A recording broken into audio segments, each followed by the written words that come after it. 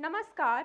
यहाँ उपस्थित निर्णायक मंडल, माननीय प्रोफेसरगण और सभी साहित्य प्रेमी साथियों, आज मुझे प्रोफेसर राजकुमार जी की अत्यंत ही गंभीर और चर्चित पुस्तक देह धारण का दंड पर अपने विचार प्रस्तुत करने का अवसर प्राप्त हुआ है, जो कि मेरे लिए सौभाग्य की बात है। इस पुस्तक को पढ़ने के बाद, या यूं कहें कि इसके अनुभवों से गुजरने के बाद, जो सबसे पहली बात मेरे मन में कौंधती है वह है इस पुस्तक का शीर्षक। ये केवल एक आत्मकथा का नाम नहीं, बल्कि एक दार्शनिक घोषणा है।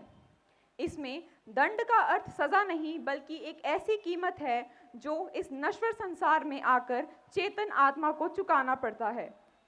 लेखक हमें बताते हैं कि कैसे जन्म लेने के साथ ही हमारे हिस्से में कई बीमारियां, कई संघर्ष, सामाजिक अपेक्षाएं और रिश्तों के द्वंद्व अपने आप हिस्से आ जाते हैं। इस पुस्तक की सबसे बड़ी विशेषता इसकी लेखन शैली है। जहां आत्मकथाओं में लेखक केवल अपनी गुणगान का अवगुण करते हैं, वहां पर लेखक राजकुमार ने एक असाधारण ईमानदारी दिखाई है। उन्होंने अपने अनुभवों को अत्यंत ही सादगी और आत्मीयता के साथ सामने रखा है।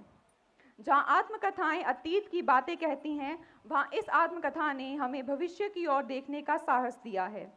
वह इस शब्दों में कहते हैं, संघर्ष ही वह दीपक है जो अंधेरे रास्तों में भी उम्मीद की रोशनी देता है।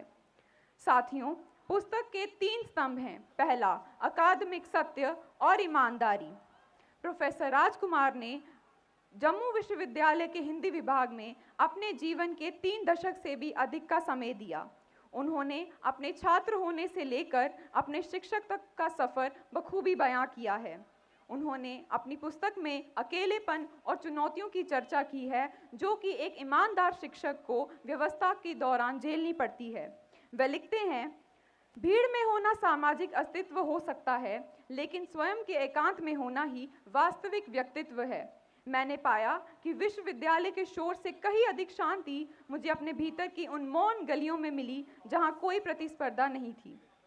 दूसरा स्तंभ, मिथकीय संदर्भ और वैराग्य। इस पुस्तक में एक मर्मस्पर्शी पक्ष है, जो कि है प्रोफेसर राजकुमार जी का आध्यात्मिक दृष्टिकोण। उन्होंने अपनी जीवन की कड़वाहटों और आलोचनाओं को भगवान शिव के विषपान से तुलना की है। प्रोफेसर का झुकाव वैराग्य और निर्मोह की ओर बढ़ा है, जो कि आज की भागदौड़ भरी जिंदगी में हम सबके लिए एक सीख है।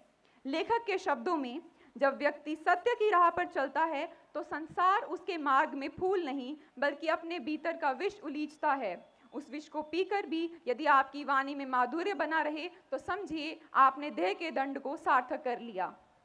तीसरा स्तंभ, मानवीय संवेदना और आत्मविश्लेषण। लेखक ने अपनी कमियों, वर्जनाओं और डर को शिद्दत से स्वीकार किया है। उन्होंने रिश्तों और समाज के बदलते स्वरूप और उम्र के साथ आने वाले अकेलेपन को सहजता से अपनी पुस्तक में पिरोया है। लेखक का जीवन संदेश उनके इन शब्दों में छिपा है, जीवन ने मुझे जितना दिया उससे कहीं अधिक मुझसे छीन भी लिया, पर फिर भी मैंने जीना नहीं छोड़ा। देह धारण का दंड हमें ये सिखाती है कि ये जीवन भले ही कष्टों और जिम्मेदारियों का एक दंड प्रतीत हो, लेकिन यदि हम में सत्य के प्रति साहस है और अपने कर्मों के प्रति स्पष्टता है, तो हम इस दंड को भी वरदान में बदल सकते हैं। यहाँ उपस्थित आप सभी से मेरा विनम्र निवेदन है कि आप इस पुस्तक को अवश्य ही पढ़ें, इस पुस्तक में दिए गए संदेश को समझें और उससे प्रेरणा ग्रहण करके अपने जीवन को सफलता के शिखर तक पहुँचाएं। धन्यवाद। जय हिंद, जय भारत।